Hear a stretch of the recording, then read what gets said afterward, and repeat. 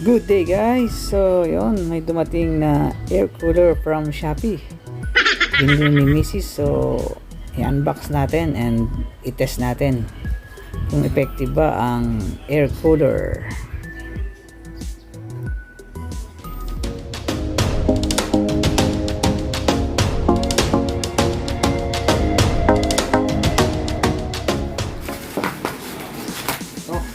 Check natin kung maganda ba itong nabili ni Mrs. sa Shopee, kung effective ba ang air cooler.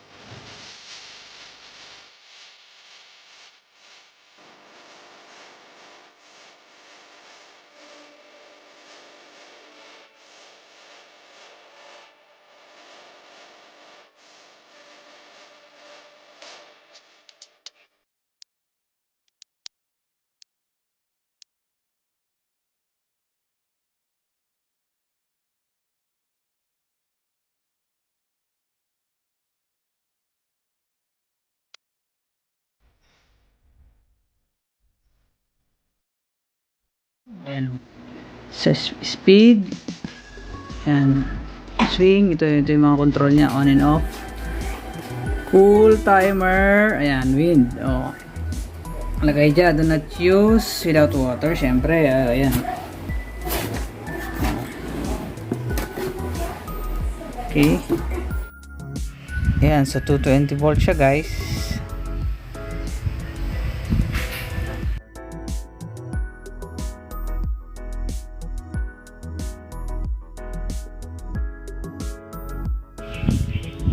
Yan yung sa lumalabas yung hangin niya, and then yung sa baba, ayun yung sa tubig, high and low. So dapat nasa high siya pag sasalinan mo ng tubig.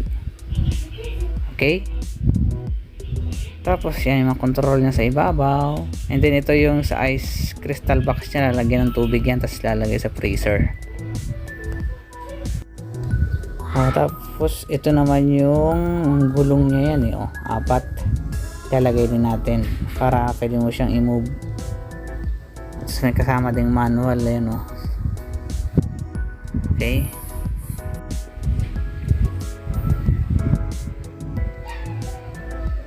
Tapos dito, yan, may butas dyan kasi pag yan dadaan yung tubig pag nagsalin ka.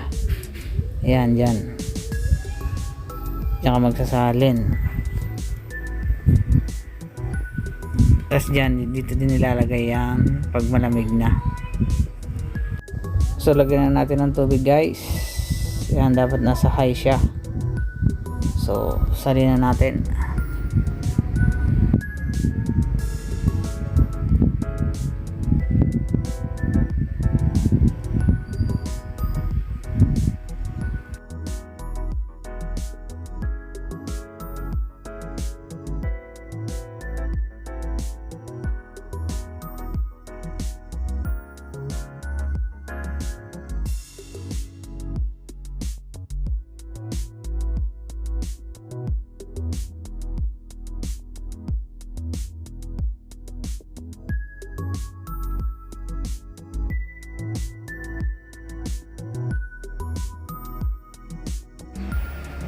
Tapos ito, ice box crystal, lalagyan to ng tubig. Tapos ilalagay sa ref, sa freezer.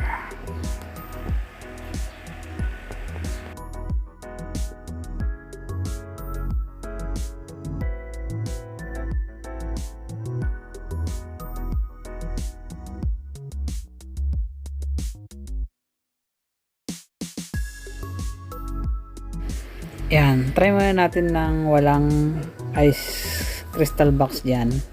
Tingnan natin kung anong kaiba ng buga niya ng hangin. So isaksak natin 220 volts. Ayan, so nakalagay dyan 34. So yung tubig yan, temperature tubig. Ayan, yung ano, i-on. Ayan, may buga rin siya. Tapos ito yung sa speed, oh. And then yan, may mode siya.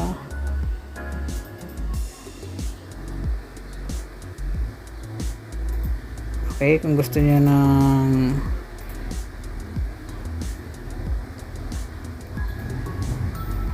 yan, cooler, pipindutin yung cooler para yun sa ano yun, sa may pag may ice box na siya. Pindutin yun para mag-circulate yung tubig.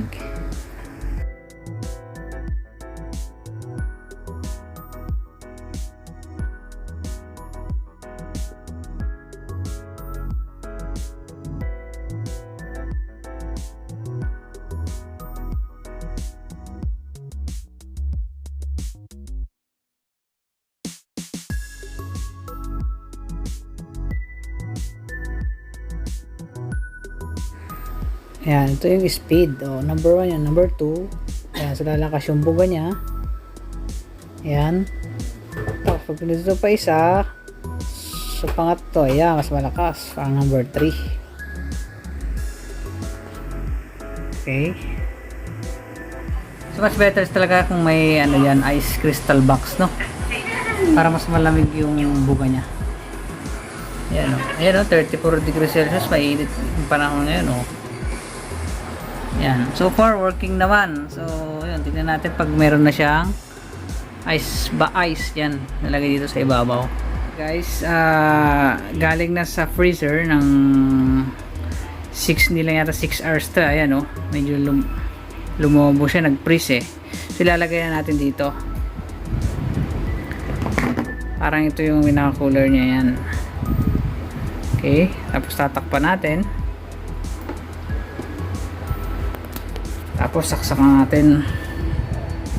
Pag maglalagay pala ng ano guys, ng tubig or na yan, ng ice crystal box, kailangan naka-unplug. So yun.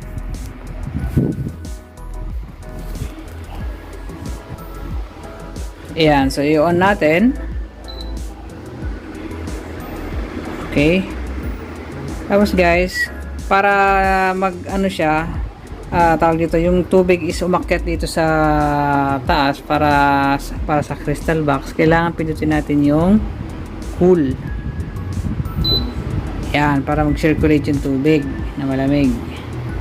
Yan, tapos yung speed, so naka number 1. Pag pinindot mo pa isa yan, ibig sabihin number 2 yan. Tapos pag pinindot mo pa ng isa, number 3. So yung swing, pinutin din natin. Ayan, para mag-swing ito.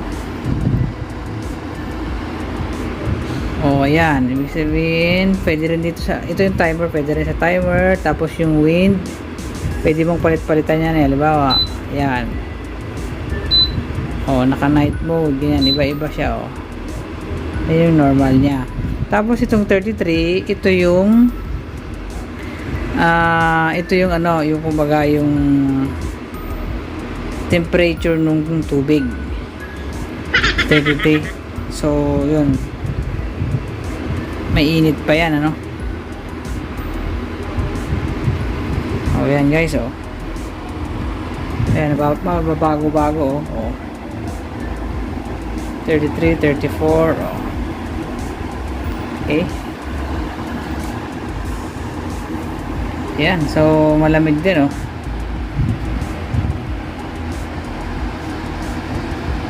Okay naman to. Bili kayo nito ngayong summer, so kailangan natin ng air cooler.